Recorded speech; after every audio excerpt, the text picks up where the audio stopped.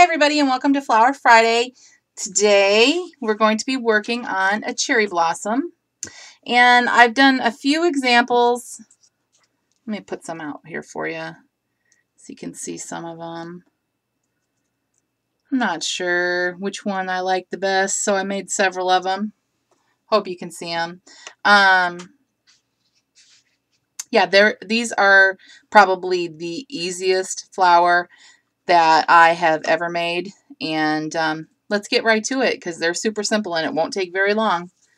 You are going to need a punch. Now, if you don't have a punch, there is a way to cut a 5-petal flower.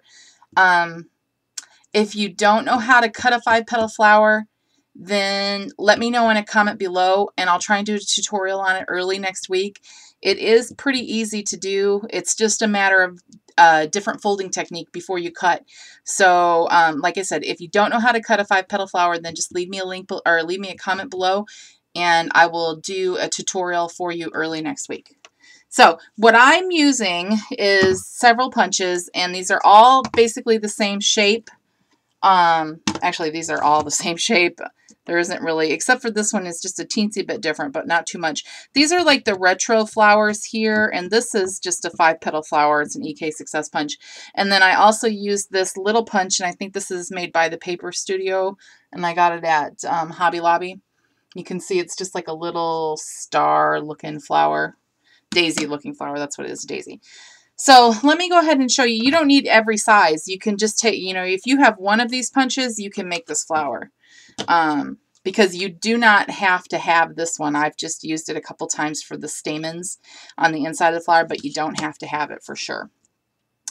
Okay, so what you do need is a piece of scrap white paper. I'm just going to cut into this so I can make a punch with my punch. And I think I'm going to use, I'll use this size. This is, I think they used to be called whale of a punch. This is old.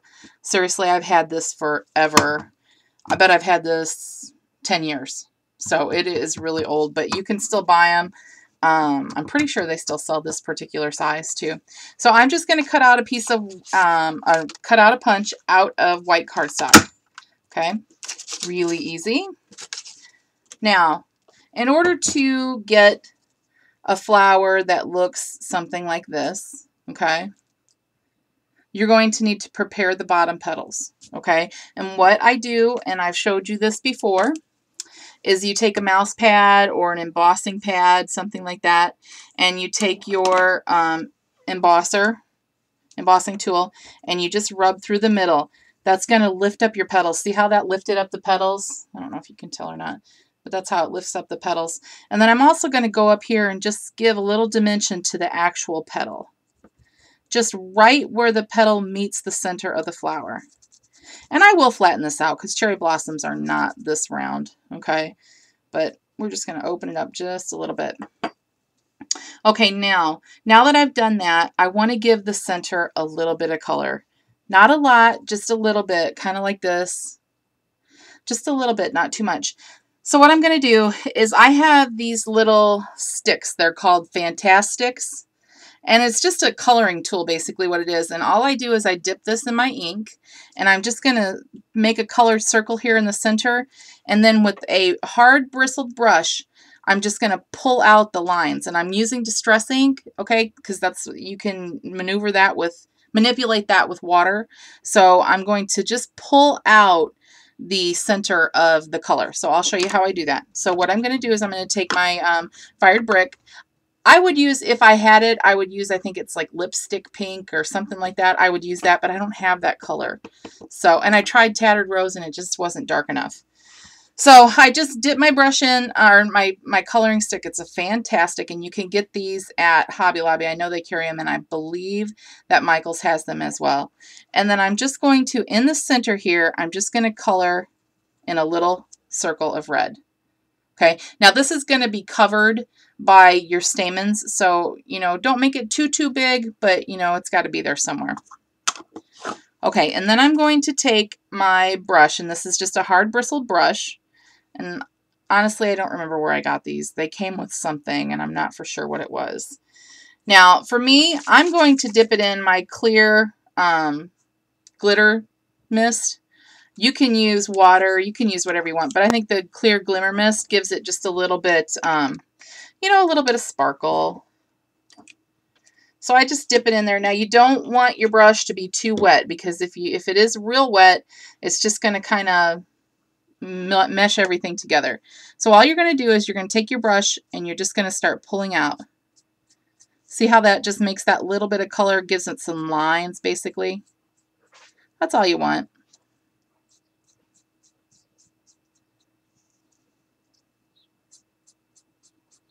If you don't like the look of the lines, then just color it in a circle and you'll just pull it out and it'll just be like a light pink color. Okay, so that's all I'm going to do here. Okay, so see what I've done? All I've done is just brought that color out just a little bit. Now, to make the stamens, you can do one of two things. You can punch with this little punch, or if you have a small flower punch, you can use that.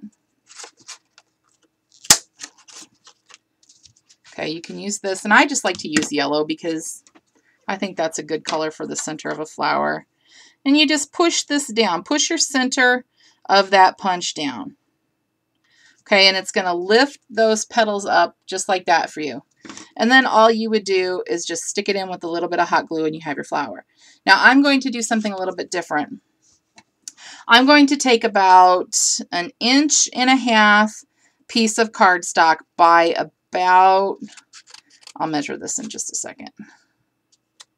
I guess this is more closer to 2 inch. Let me get you an actual measurement.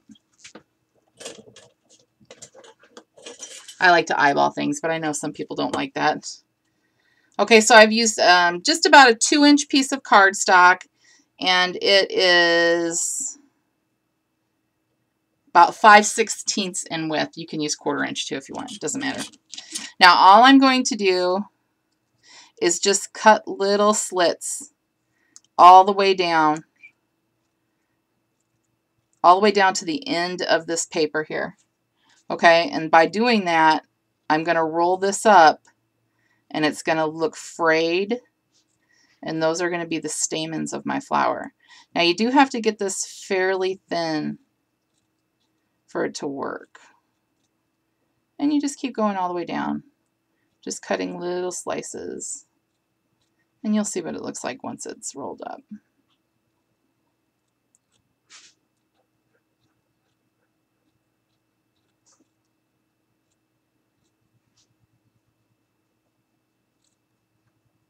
Okay, so now let me see if I can show you this in the camera. You can see that where it's just cut. Now I'm just going to roll this up. I'm just going to take my fingers and just start rolling it into a spiral.